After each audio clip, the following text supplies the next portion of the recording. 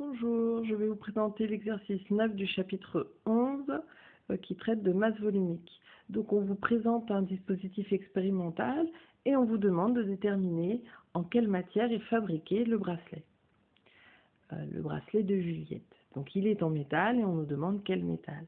Sur l'image 1, on voit que le bracelet est posé sur une balance. Donc là, tout de suite, dans votre tête, vous devez vous dire qu'avec une balance, je détermine une masse. Ensuite, le bracelet est posé dans une éprouvette graduée qui contenait initialement 50 ml d'eau. Autre information, on nous dit, la consigne, identifier le métal qui constitue le bracelet à l'aide d'un document qui est le tableau de la figure 3 de l'activité 2 de la page 69. Et bien ce tableau, qu'est-ce qu'il nous dit? C'est un tableau de correspondance entre différents métaux et leur masse volumique. Par exemple, de mémoire, l'or, c'est autour de 19 grammes par millilitre. Hop, attendez, je vérifie, 19... Oui, c'est ça. À peu près 19,8 grammes par millilitre. Le cuivre, c'est autour de 12. D'accord? Donc, ça pourquoi? Parce que la masse volumique est une grandeur caractéristique, une grandeur qui permet de caractériser, d'identifier. Il peut y avoir plusieurs matières qui ont la même masse volumique ou des masses volumiques très proches. D'accord? Enfin, la même, non, mais des masses volumiques très très proches.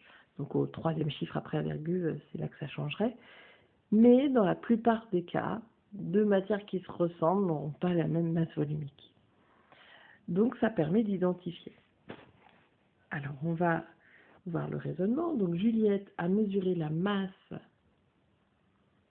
du bracelet. En plaçant le bracelet dans une éprouvette graduée, elle détermine le volume du bracelet par déplacement d'eau. Avant de mettre le bracelet, j'avais 50 ml. Je vous mets l'image. Après avoir placé le bracelet, la graduation est à 56 ml. Donc le bracelet occupe un volume, occupe un espace de 6 ml. Avec ces deux données, la masse et le volume, Juliette veut déterminer la masse volumique en utilisant la formule, c'est la masse divisée par le volume, et ensuite elle va utiliser le tableau et comparer cette valeur aux données connues. C'est comme ça qu'on identifie plusieurs matières dans la vie de tous les jours. Par exemple, vous savez, les boutiques qui rachètent de l'or. Ces boutiques, c'est ce qu'elles font. Elles vont mesurer la masse et le volume pour connaître la masse volumique de l'objet que vous avez apporté, pour savoir si c'est de l'or pur ou si c'est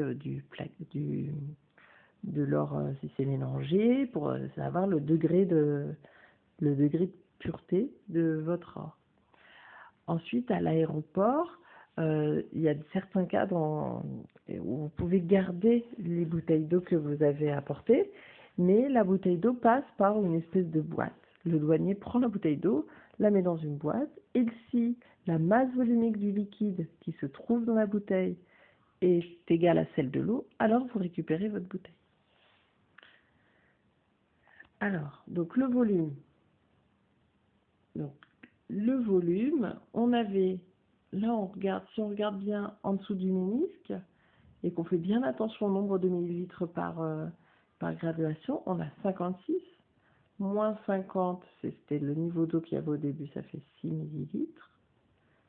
Je dis 50, non, 6 millilitres. Et la masse, on regarde ce qui est écrit sur la balance, 63 grammes. Donc si on cherche la masse volumique, on va faire la masse divisée par le volume. Masse divisée par le volume, donc c'est 63 divisé par 6. Et je trouve 10,5 grammes par millilitre. Je me reporte au tableau de la page 69. Moi, je n'ai pas le livre avec moi et je n'ai plus cette page, j'ai 10,5, je ne me souviens plus. Donc, je crois que c'est du zinc, mais c'est pas sûr. À vous de vérifier, à vous de me donner la réponse. Tiens, comme ça, à la prochaine conférence, vidéoconférence. Comme ça, je vois si vous suivez. Donc voilà. Donc en comparant cette valeur à celle du tableau, vous regardez la valeur qui s'en rapproche le plus ou qui tombe pile poil, et ça sera la matière dans laquelle est fait le bracelet. Si vous regardez la vidéo, la petite vidéo sur Archimède, c'est exactement comme ça que Archimède a trouvé que la couronne du roi de Syracuse n'était pas entièrement en or.